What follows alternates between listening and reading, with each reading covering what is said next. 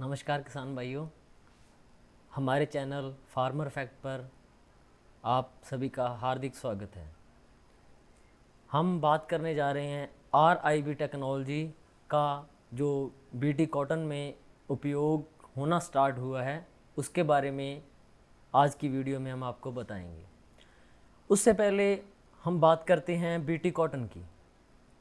2002 से पहले जो हम देसी कपास या देसी नरमा बीजते थे उसमें गुलाबी सुंडी जिसे पिंक वॉलवॉर्म कहते हैं, स्पॉटेड वॉलवॉर्म जिसे कि धब्बेदार सुंडी और टोबैको कैटरपिलर का जो आक्रमण बहुत ज़्यादा होता था, जिससे कि फसल को बहुत ज़्यादा नुकसान पहुंचता था। उस नुकसान को कम करने के लिए 2002 में BT नरमा या BT कॉटन की फर्स्ट जनरेशन, उसकी प्रथम बीडी को उतारा गया। 2002 से 2006 तक BT कॉटन की जो फर्स्ट जनरेशन प्रथम पीढ़ी को बोया जाता था। 2006 में BT की दूसरी पीढ़ी यानी कि सेकंड जनरेशन को बाज़ार में लाया गया। लेकिन धीरे धीरे कुछ साल बाद 2009 में BT के प्रति उन सुंडियों में सहनशीलता देखी गई, वो सुंडियाँ BT पर पाई गई। तो अब हम बात करते हैं RIB टेक्नोलॉजी की। पहले जब हम बाज़ार से बीज खरीद के लाते थे तो उसमें एक छोटी और थैली निकलती थी, वो नॉन BT बीज था। वो 120 ग्राम की थैली होती थी। थैली पैकेट के अंदर देने का मकसद यही था कि किसान भाई 8 से 9 लाइनें BT के बाद एक लाइन नॉन BT की बोएं। इसका कारण यह था कि BT के प्रति जो सहनशीलता सुंडियों में आ रही है वो न आए, क्योंकि उनको खाने के लिए भोजन नॉन BT हाइब्रिड प्लांट से मिलता रहेगा। इसका नतीजा यह निकला कि 2015 में ये सहनशीलता दक्षिण और पूर्व भारत में भी पाई गई। BT के भविष्य को खतरे में देखते हुए ministry of agriculture and farmer welfare Bharat सरकार ने एक निर्णय लिया। 2016 में सरकार के द्वारा निर्देश दिए गए कि जो रिफ्यूजी सीड है, जो पहले अलग से थैली में आता था, उसको BT के साथ मिक्स करके एक ही पैकेट में कंपनियों को दी जाने की हिदायत की गई।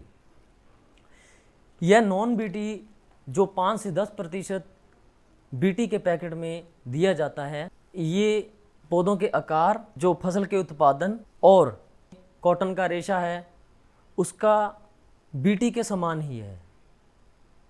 यह BT नहीं है पर हाइब्रिड इस प्रकार का तैयार किया जाता है जो कि BT से एकदम मिलता जुलता होता है। तो RIB की बात करें कि यह कहाँ से लाई गई।